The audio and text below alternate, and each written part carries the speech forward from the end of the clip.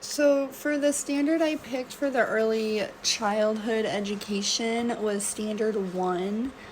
And I think it's very important to be able to identify that a child has a special need or a developmental um, delay, some sort of a disability, whether it's intellect and other health impairment, early on, so they can get the best school services that they can to be successful in their schooling. I am a middle school special education teacher, and I cannot tell you how many students come into middle school and there's such significant gaps where they're not just getting pushed along anymore like they are through elementary school.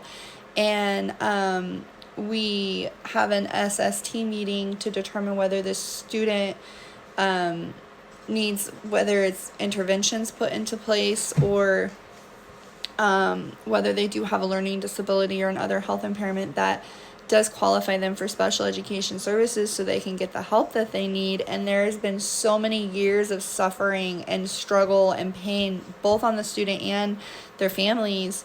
And when I come into contact with some of these parents for the first time, they thank me for seeing that the student needs help and for being their voice and getting them the help that they need. There are so many students that get overlooked. So I think that as educators, understanding that the child development and early learning is so important to be able to just understand the theories that go behind the principles of learning, and being able to see early on that there are needs that need to be met that are not being met for these children, so we can get them the best help that they need.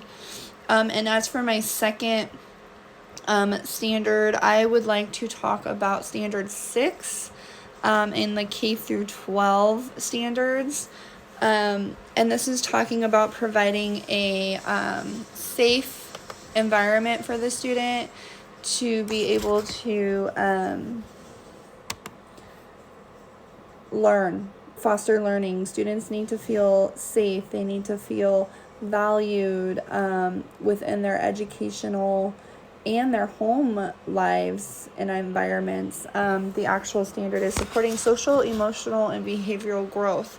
And I work with this every single day in students. And the biggest thing that I see with students coming out of elementary school into middle school is their confidence is so low. They don't have confidence in themselves. They call themselves names like stupid or dumb or I'm not enough or I can never get this. And really the first couple months when students do come over and they just building up that confidence in them, showing them that you can learn these hard things and we're going to do it together and it's okay to make mistakes and I'm here for you, and just giving them that place that they can feel like they can make mistakes and they can be human and it's acceptable. It actually, I did this article with my students and it was so engaging and amazing to me is that, or informational to me, and it helped me in my teaching practice that every time we make a mistake and we learn from that mistake, our brains grow. And so, think about it all through your life. When you do something and you're like, oh, that didn't work out so well, I'm going to try something else. And you try something else. Or, like when you're really little and you touch the hot stove and you're like, oh, that was hot, I'm not going to do that again. You made a mistake, but you learned from it and your brain grew, right? And so I promote in my class, like, the ability to make mistakes and learn from those mistakes. And my students thrive knowing that they are free to be themselves. They're free to make mistakes and mess up because they're learning, they're growing from that. So I just think that is so important. And being able to identify when students don't feel safe, how to help them feel safe. Some students just have severe academic anxiety and just being in a classroom freaks them out. And so just showing them like this is a safe place to learn and be yourself, and the work isn't going to hurt you, it's going to grow you, you're going to learn.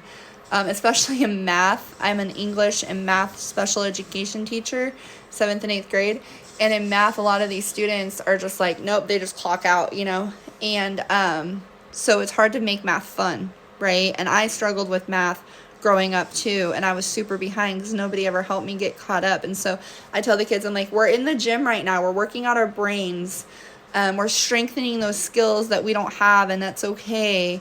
You know, I think just getting that stigmatism off sped so they don't feel less than, and just saying, look, this is a place where you could just build the skills that you need to be successful. It helps them feel more valued and seen.